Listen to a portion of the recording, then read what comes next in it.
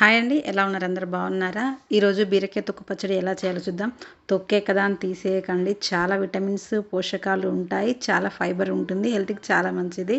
మరి ఇంత హెల్తీ పచ్చడి ఎలా చేసుకోవాలో చూద్దాం. అందుకోసం ఒక గుప్పెడు పల్లీలని కడాయిలో కొంచెం నూనె వేసి ఫ్రై చేసుకోవాలి. వీటిని మిక్సీ జార్లోకి తీసుకొని కారానికి సరిపోయే పచ్చిమిర్చి ఇలా సగానికి చీలి ఆయిల్లో వేసుకోవాలి. ఫుల్గా మిర్చి వేస్తే కంపల్సరీ పేలుతుంది, అందుకనే మధ్యలోకి చుంచి వేయాలి. ఇది ఆయిల్లో వేయగానే 2 తుమ్ములు 2 దగ్గులు గ్యారంటీ. మూత పెట్టాలి. మూత పెట్టేసి మగ్గించిన తర్వాత దీన్ని మిక్సీ జార్లోకి తీసుకొని అదే కడాయిలో కొంచెం ఆయిల్ వేసి ఉల్లిపాయలు, కళ్యామాకు, బీరతొక్కు కూడా వేసి వేపుకుందాము.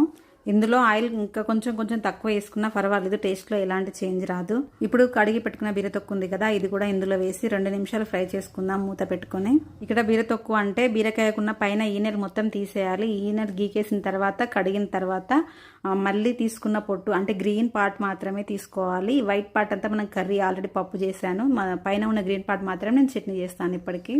ఇందులో కలర్ కోసం కొంచెం పసుపు, తర్వాత కడిగిన చింతపండు కొంచెం వేసి ఒకసారి కలిపేసి ఇది మగ్గడానికి సరిపోయిన వాటర్ వేసి మూత పెట్టుకుందాం.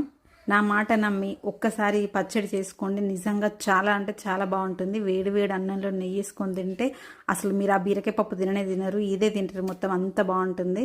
ఇది ఉడికిన తర్వాత దీన్ని మిక్సీ జార్లో వేసుకొని కొత్తిమీర, వెల్లుల్లిపాయలు, జీలకర్ర, రుచికి సరిపోయేంత ఉప్పు వేసి మెత్తగా రుబ్బుకోవాలి.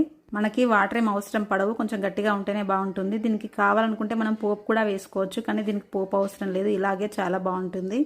ఇక్కడ మనం పచ్చిమిర్చి ప్లేస్లో ఎండుమిర్చి, పల్లీల ప్లేస్లో నువ్వులు కూడా తీసుకోవచ్చు మన ఇష్టాన్ని బట్టి. మా ఇంట్లో అయితే వారానికి ఒకసారి తప్పకుండా ఉంటుంది, చాలా బాగుంటుంది పచ్చడి, ట్రై చేయండి. ఇది అన్నంలోకే కాకుండా దోశ, ఇడ్లీ, పెసరట్టు దేనిలోకైనా చాలా బాగుంటుంది.